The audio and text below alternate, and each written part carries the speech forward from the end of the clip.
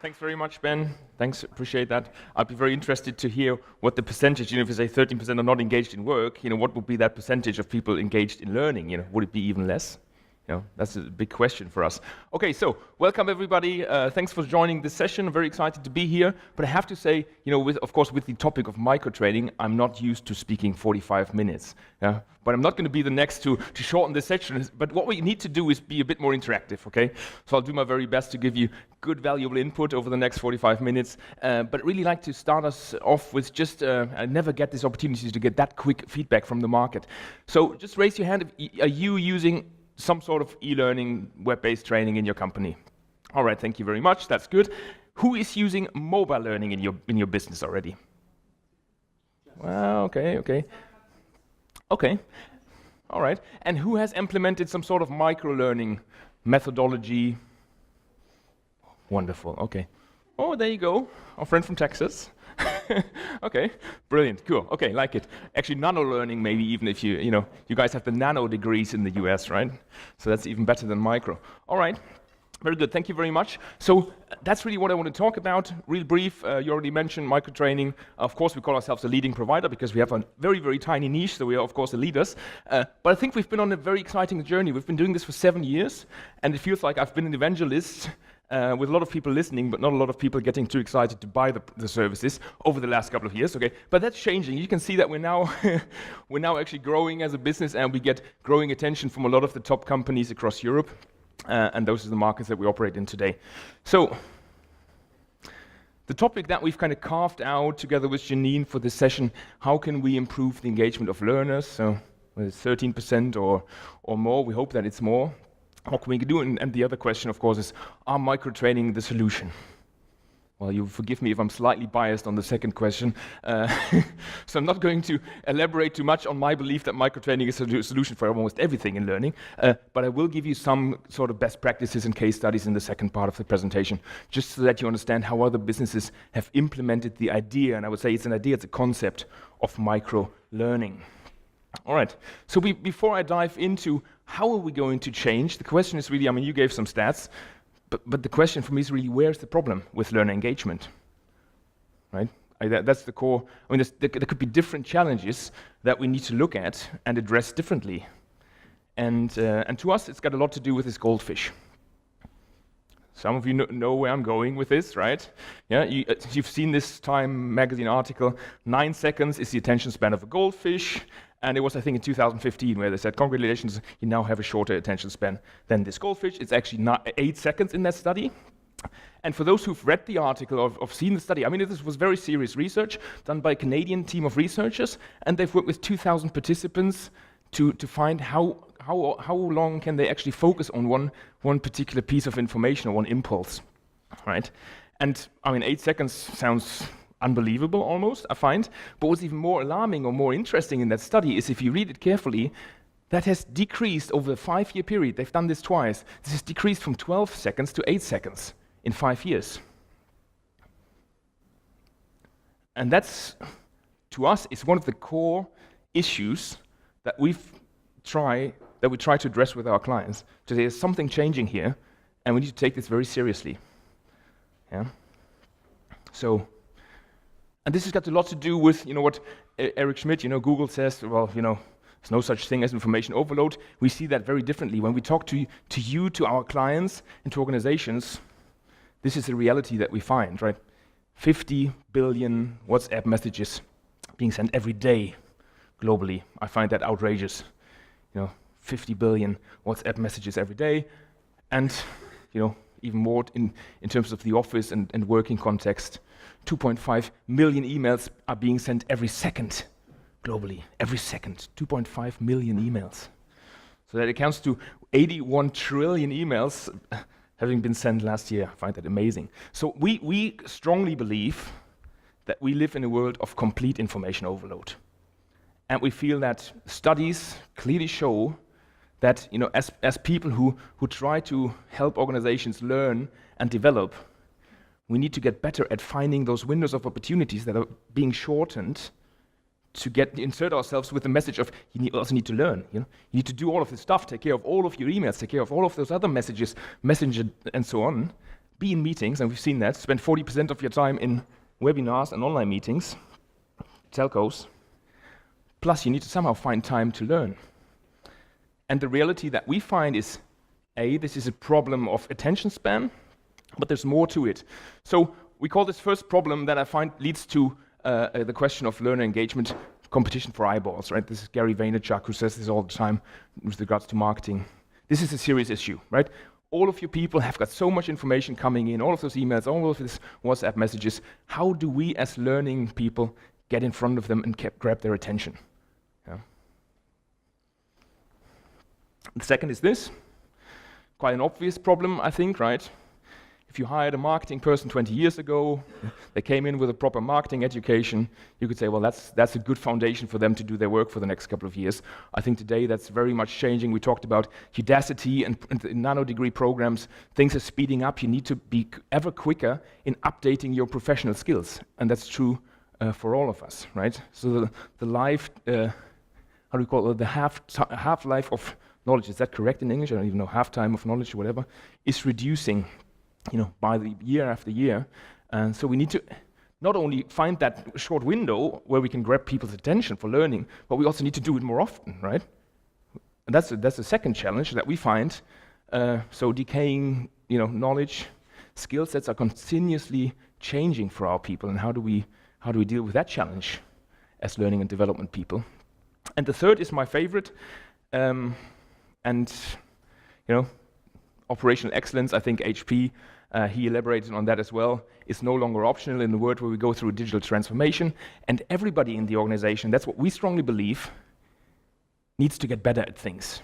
I think that in the past, many HR departments and learning and development departments have been guilty of focusing a lot on where the big leverage is. Right? We've always trained our management teams, leadership teams, and we've also done a lot of training, extensive training on salespeople. Right? I've been through that myself, more training than you can swallow. But what about the base of an organization? How do we find new ways of training those 80-90% of our workforce that really don't benefit from a lot of formal training today? Is e-learning the solution? Or how can we do it? Yeah, that is the main challenge that we've given ourselves in 2010, and we want to put that pyramid really on its head. We're saying, well, microtraining is very clearly not the solution to train your board members, right? This is not what we're talking about. So you continue running your management training programs, and I'm not questioning any of that, with some of the statements I'll be making today. But we want to focus on all of those people at the point of sale, point of customer, who interact, hotel people, service, even the people, making the rooms. They interact, and how do we get in the face of them in between a very busy time, part-time people and all of that? How can we actually involve them in learning? So that to us is kind of the problems and I think the challenges that we try to address together with our clients, and I hope that resonates with you to some extent.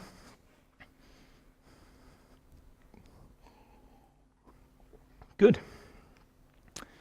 So I think what we need to get to, and I think that's an overall statement, but it's very, very much at the core again of what we believe. We need to somehow make people self-motivated to learn.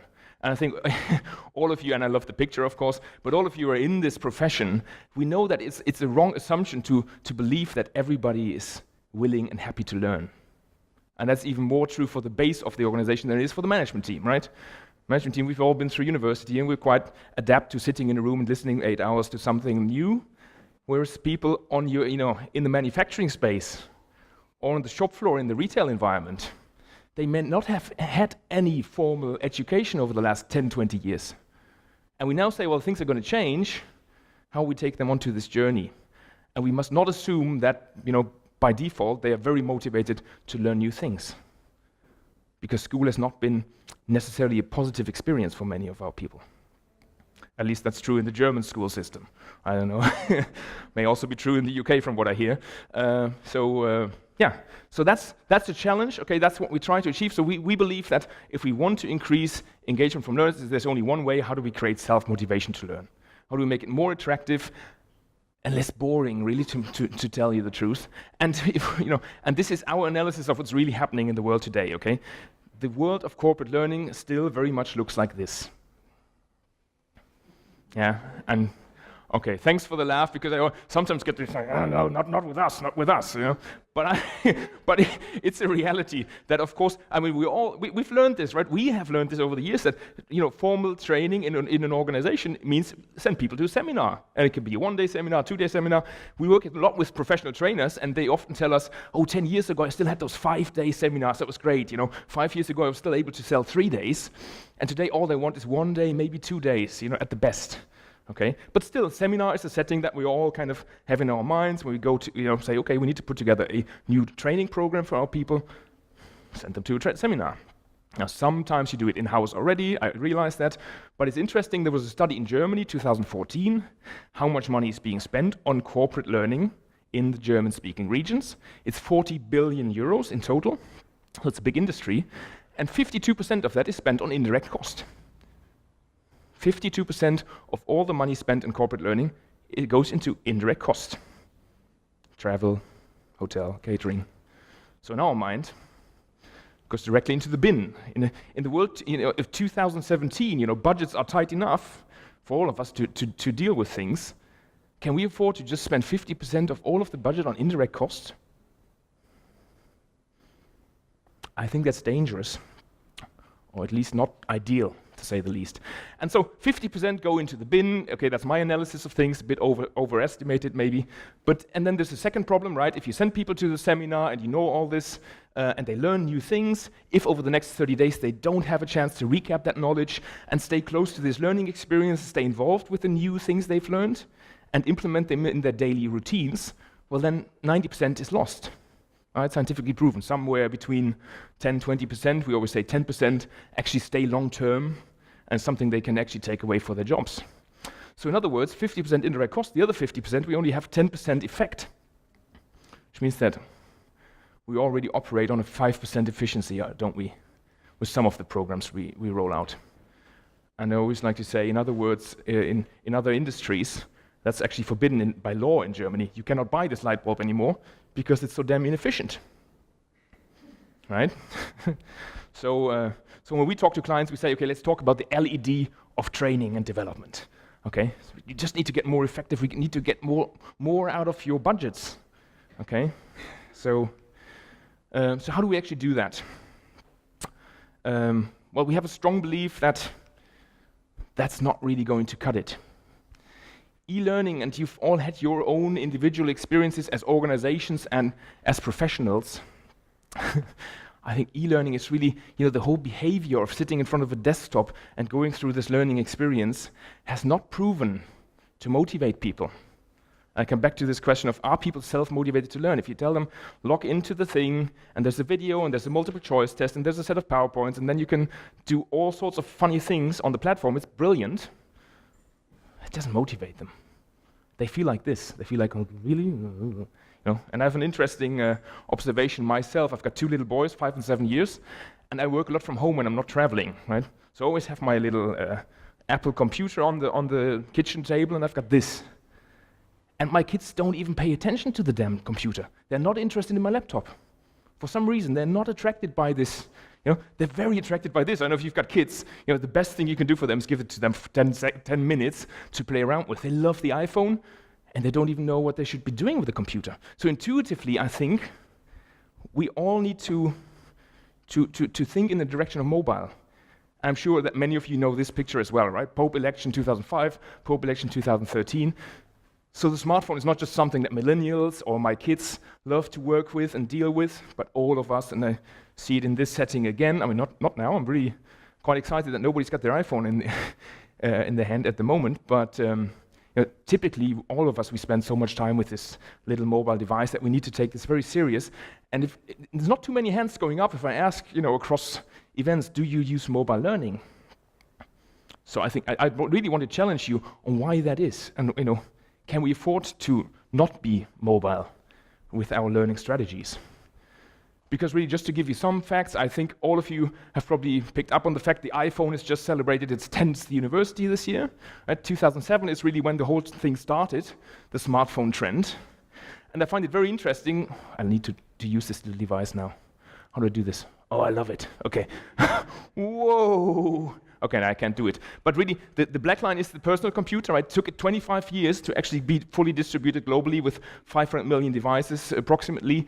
And then the blue line is the smartphones. It's just overtaken the personal computer in a heartbeat, right? Already 5 years ago, more smartphones than personal computers. And that's I think this is the best news for us, because we believe so strongly in mobile. This is something that if you take anything home, besides my business card and the fact you want to work with us, is this, yeah? This is kind of the operating systems that exist more or less, right? You probably know that Android and iOS, in terms of mobile operating systems, now rule the market. BlackBerry is gone, Windows Phone is gone, all of those things are gone. So 99.2% market share for Android and iOS combined.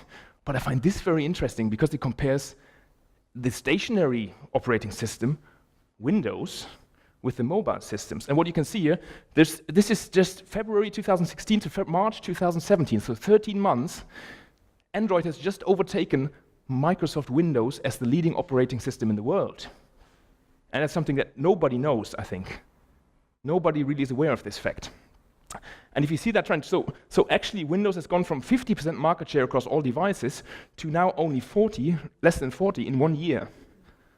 And so I think our prediction is that in 3 years' time, when it comes to learning in a corporate environment, Windows and desktop PCs will have completely lost relevance. Completely. This trend is going to continue. So whatever you do in terms of learning technology and software, you got to go mobile. You have to put this on a mobile platform, because that's where the world is going.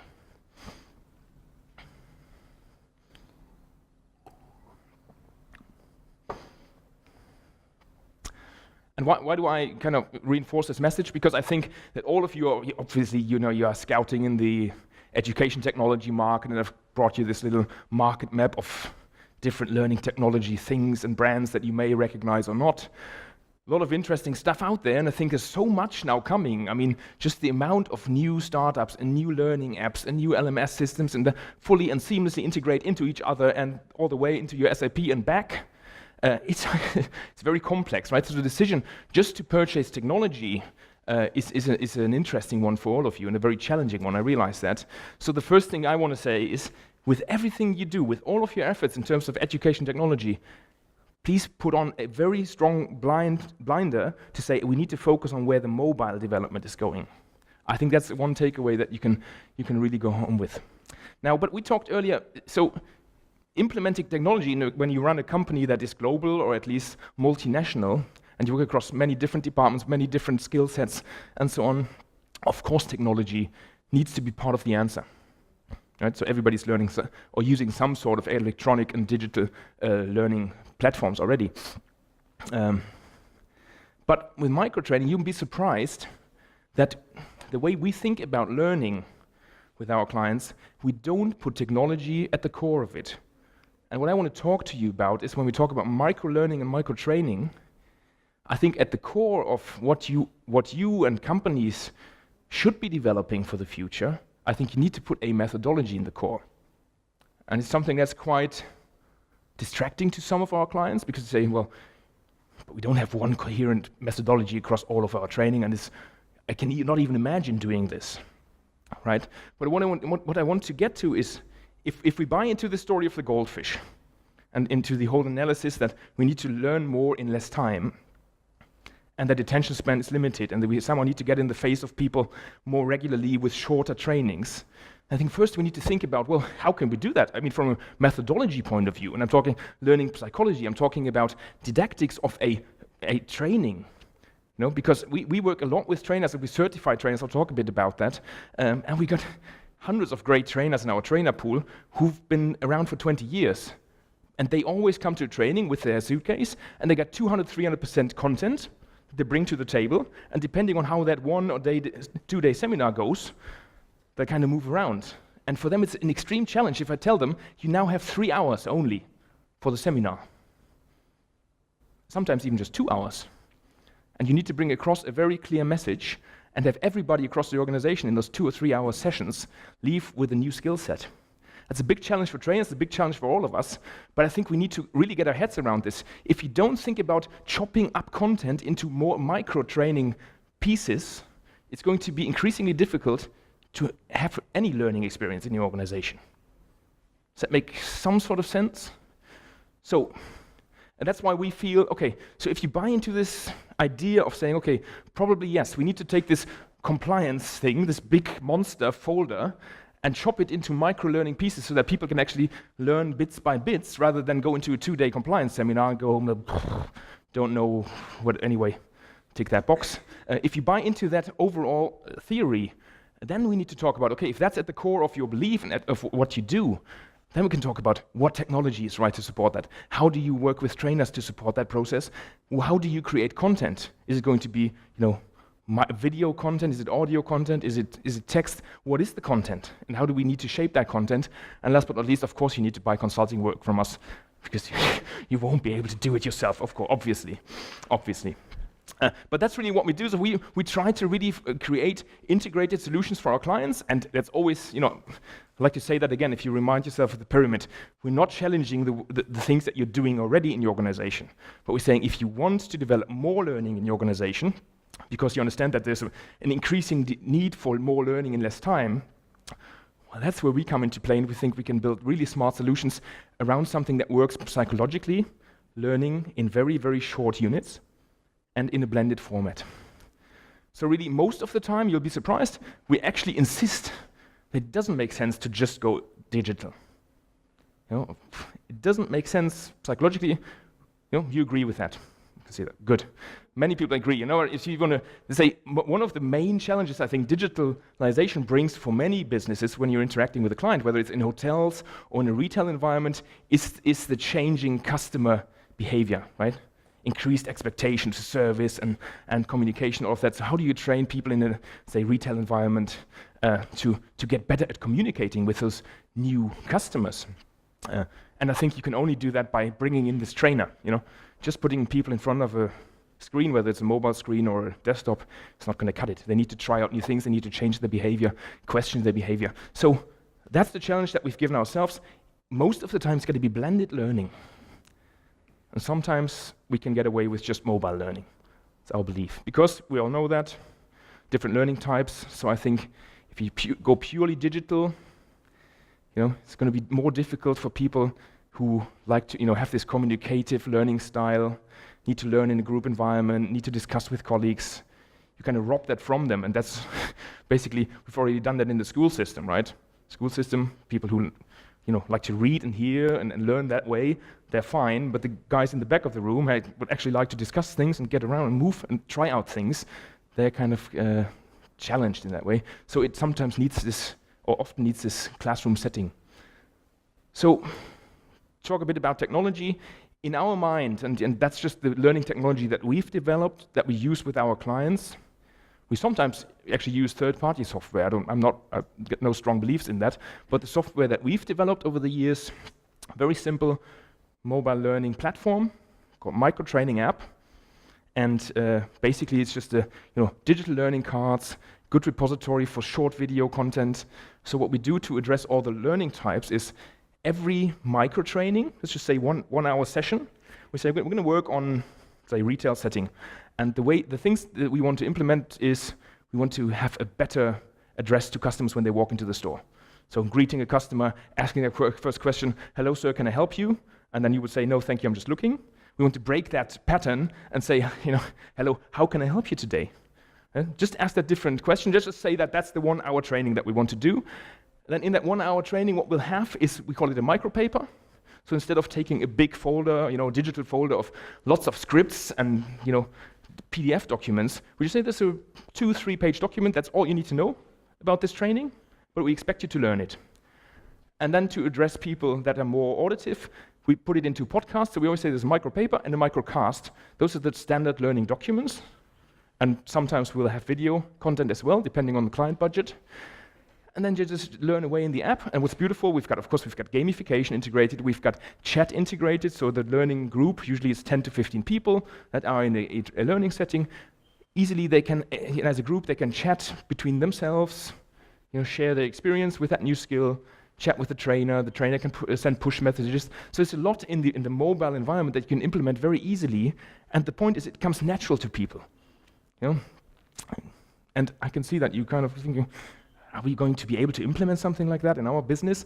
And there's a lot of objections and a lot of question marks when you say people need to learn specifically on their own smartphones, right? Bring your own device. Personal, I'm not talking about you need to give everybody a corporate smartphone. I'm talking about they'll do it on their own device because they want to.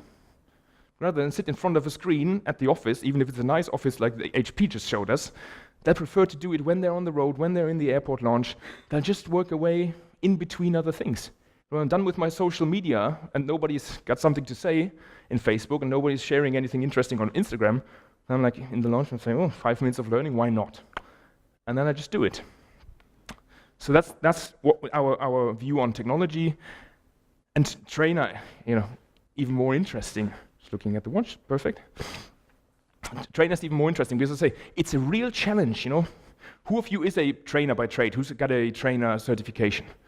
Just 1, 2, 3, okay.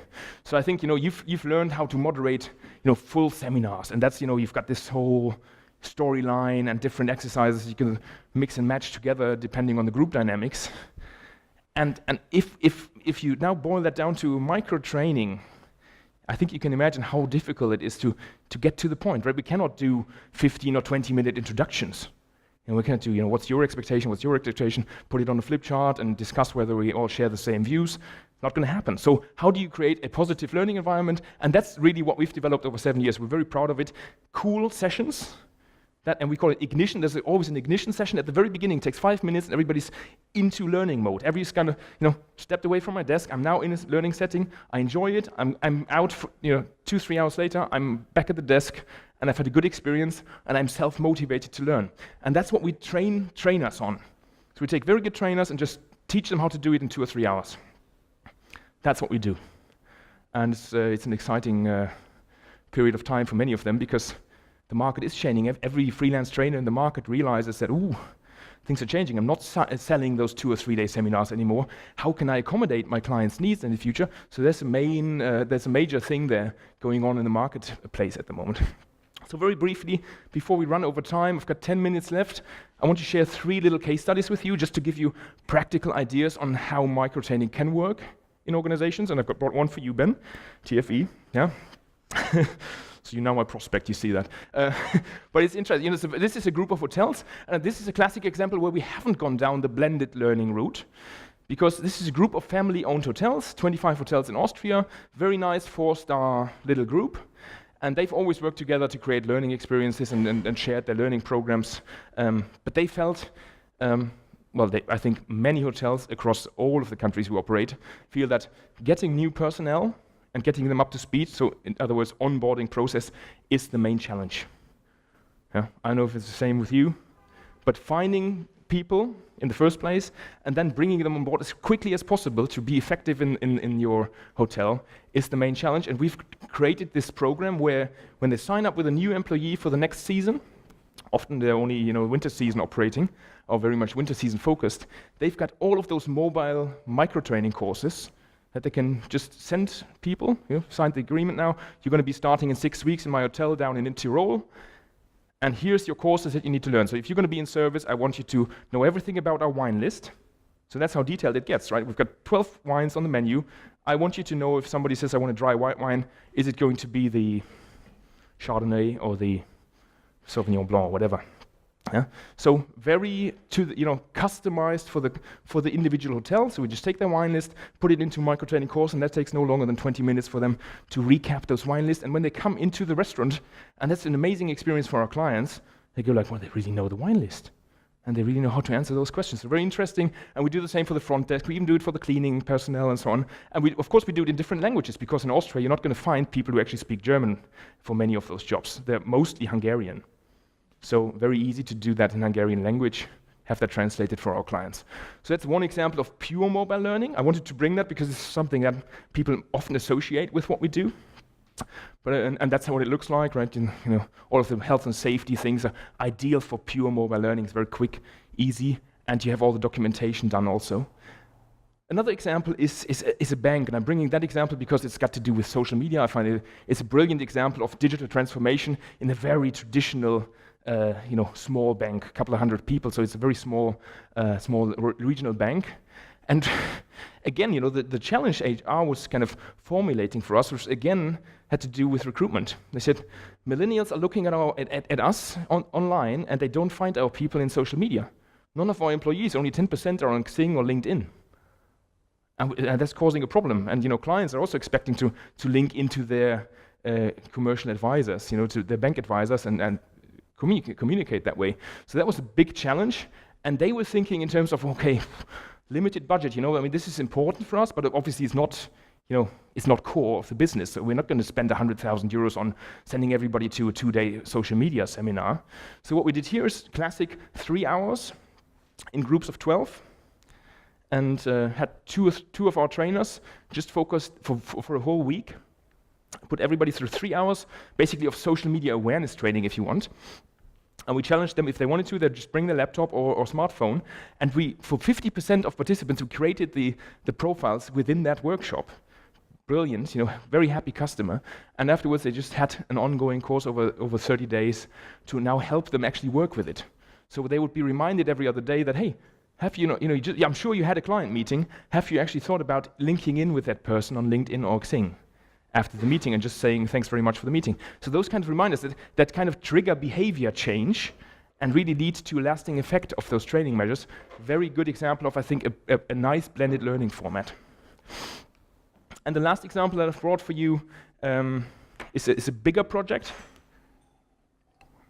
And I realized that we've got many people that, many of you work for large organizations, multinational organizations.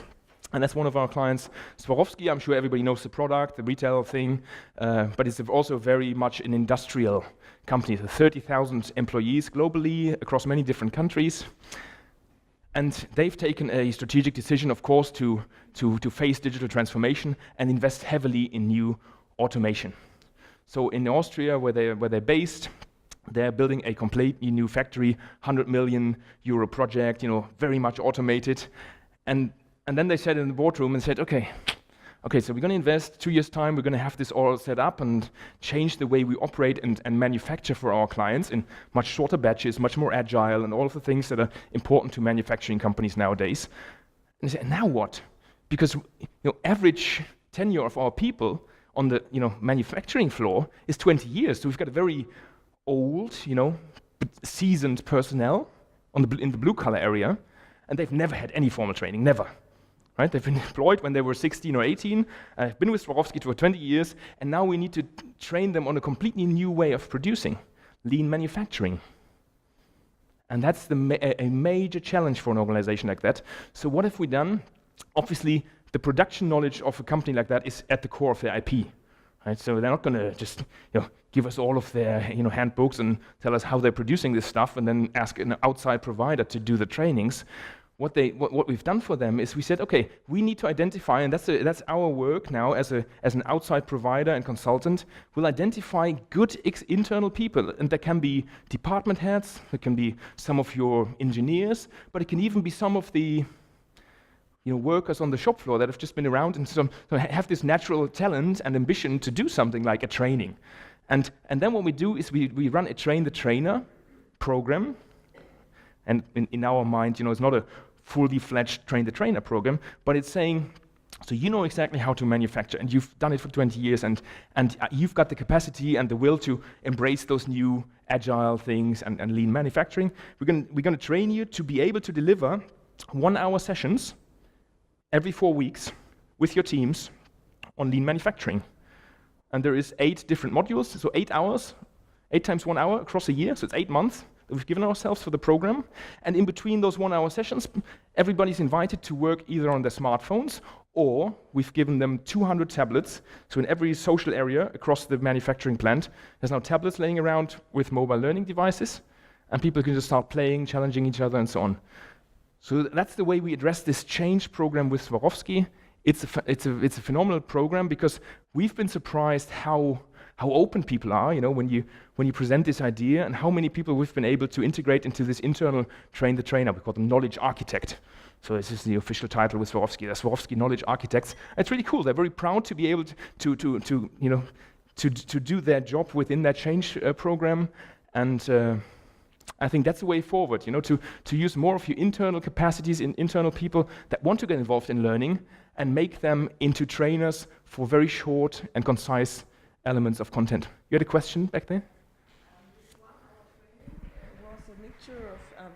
This 1 hour training was a mixture of present training and of training via mobile and tablet, right?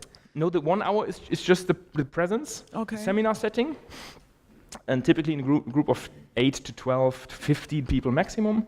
And the mobile learning is afterwards. It's something that if people were to complete the full course over the 30 days period, they're going to spend roughly 40 to 80 minutes.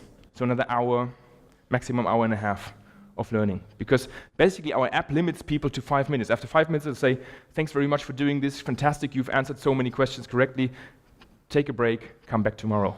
So that means if you make 1 hour training and everyone has to be at the place, and you have in the whole Germany or wherever the workforce, you have to do it regional very much, spread. Yeah.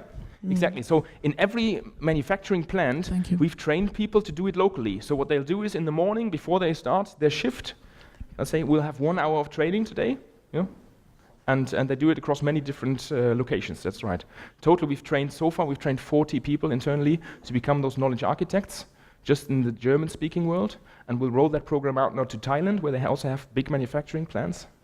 And that's going to be a challenge for us to do that with Thai language content. So that's a really exciting program. Yeah. Just a question, whether to check whether I've got it right. So you have divided the non-classroom trainings into nuggets of 5 minutes each? Yes. Okay. Well, basically, it's of course, exactly. So it's learning cards, it's different nuggets, and we encourage people to learn just those 5 minutes. Okay. So you can say, no, I want to continue. So you could, theoretically do the whole course, the whole 60 minutes in one go. But obviously, it's not in our interest because we want people to come back regularly. It wouldn't be realistic, so that they stick to it. Well, that's actually in our first. Thank you for that question, because we've had our first technology that we had until last year. We didn't have those stoppers, we call them, right, in between the learning. So we didn't remind people that now it's enough. And then what you have typically, you have a group of 15 people, and some are very motivated after the seminar, and they want to go and do the online learning or the mobile learning, and they do all the learning cards in one go. So you have 1/3 of the people completed in one day, which is completely against our goal and what we want to achieve. And then there's another third that never starts, and in the middle there are some that actually do what we thought they were going to do. So we now have put technology in between to at least encourage them to do it the right way. 5 minutes every day.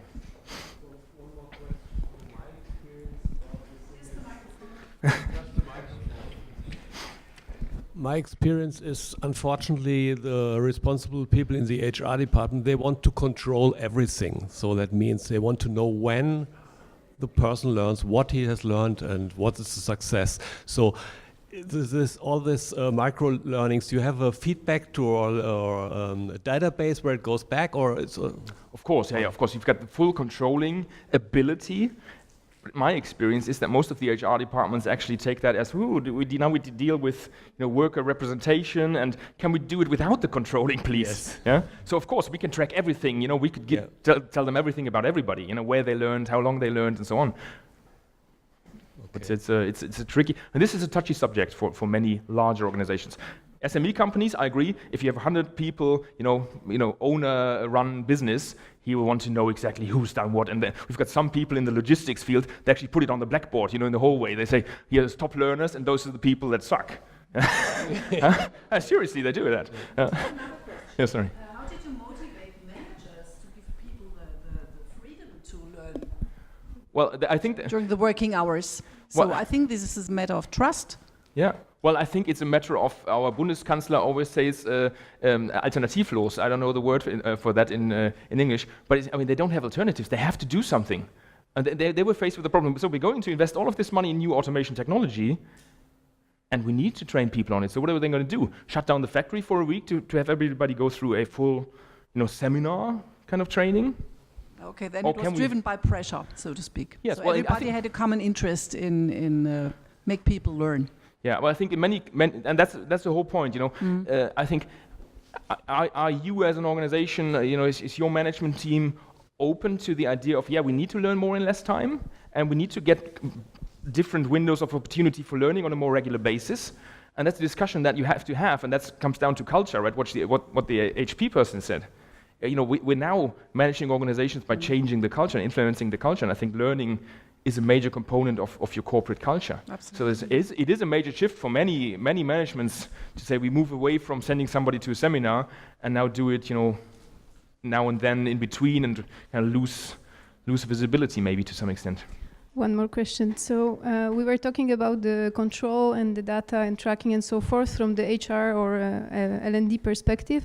But what about the users? Do you recognize, do they know where they are at? How do you recognize their achievements? Oh yeah, absolutely. Yeah. As a learner, you always track your own learning progress. Yeah, I'm aware of time. Thank you very much. So of course you always track your learning progress yourself. It shows you exactly where you are as a percentage, and we've got different level trainings and gamification features where you basically encouraged to take certain levels and then have a cool down period and so on. I can show you this later during the next 2 days, okay? So just need to come to an end to respect time. So I just want to wrap up by saying, here's, from my perspective, from our perspective, 3 key takeaways that you can take home. I think very important to say, okay, digital learning is on everybody's agenda, but you got to go beyond technology. Got to go beyond technology and have this human-to-human aspect, and don't forget about the trainer and the importance of interaction in training settings when you start reviewing your strategies. The second, and I hope I made this point very clear, you got to go all in on mobile. Forget about everything that works on a desktop. Everything has to be created, all software should be created in a way that it works on a small screen. It needs to work on a smartphone, because if we talk about self-motivation of learning, we're very self-motivated to pick up this smartphone and just play around with it. We're not very self-motivated to sit in front of a desktop and just spend time learning, because it's too formal. And last but not least, you got to go micro. I think you have to go and really, discuss that, in your teams and in your organization, whether you buy into this idea of, probably we actually don't have the attention span anymore to spend 8 hours in a seminar and really get something out of it. And if you really open yourself to this idea, well, then you need to think about how can we create more micro content in our organization that's going to be more modularly available for people to learn, in real time and when they need it. Okay? So that would be my 3 key takeaways. Hope you enjoyed that. I would suggest another one, which means go social. Go social. So my experience is the people they like to have a competition. Yeah. So is that something that I can see, let's say, list who's the first one? Of course. Yeah, of course. You can play quizzes in here. So we've got tons of different gamification features in there. I can challenge you directly as my colleague and say, I'm better than you. Yeah. I fully agree. So I could continue the list. There's social and there's a lot more. So thanks very much for your attention. Enjoyed that. Ben, thank you very much.